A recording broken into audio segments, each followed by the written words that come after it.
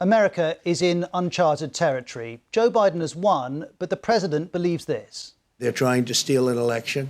They're trying to rig an election, and we can't let that happen. Joe Biden has won, but this is the Secretary of State. There will be a smooth transition to a second Trump administration.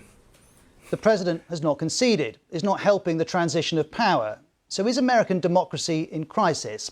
Well, there's no shortage of people making the case. The New Statesman says darkness has fallen on American democracy.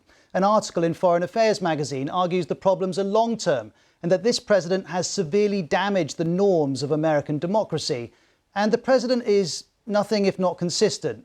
He alleged there was widespread voter fraud in 2016. There wasn't. He's saying the same thing this time, again without evidence. And he's sharing videos like this, asking, is this what our country has come to? Those are mail-in ballots being collected in a normal and legal way. And the journalist Judd Legum describes Donald Trump's action as a direct attack on the foundation of American democracy. But are those actions having an impact? Well, we know some Americans no longer trust the system, and their words echo the president. There is questions about some of the irregularities. There's questions about the integrity of those results. I think there's a tremendous amount of fraud based on what we've actually heard and what we've learned from some reputable sources. Facebook has had to take down groups devoted to this, and we're seeing it on the streets too. Trust in US democracy is being eroded by the president and, crucially, by a slew of misinformation online. But for all that, the system itself is working.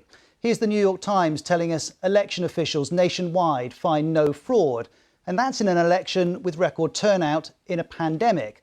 Then there's the media organisations which project the result. All of them, including Fox News, say Biden has won. And the vote counting has continued, despite the president's interventions. But just because the president says something doesn't make it so, and the system shows every sign of understanding that. There are, though, pressures within the system. And some say the way America chooses its president makes a crisis likely. The Electoral College system rewards wins in individual states.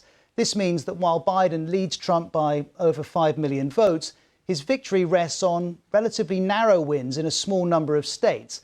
They give him the Electoral College majority he needs. And the MSNBC host Chris Hayes argues that's a risk, tweeting, "The Electoral College is just a disaster waiting to happen. Under a polarised country, it will keep stress testing the system until it actually breaks." Not to mention, you can lose the popular vote and become president, as Donald Trump did. And for all these factors, that means American democracy is being scrutinised by a watching world. In a way, it always has been. Back in 1989, President Reagan spoke of the US as the shining city upon a hill, a beacon to the world. Now, some have never accepted that idea, but certainly America has long been vocal in its promotion of democracy. That becomes harder when the president and some Americans believe their democracy cannot be trusted. Whether that constitutes a crisis depends on whether those beliefs outlast the Trump presidency. History and 10 minutes on social media suggest they will.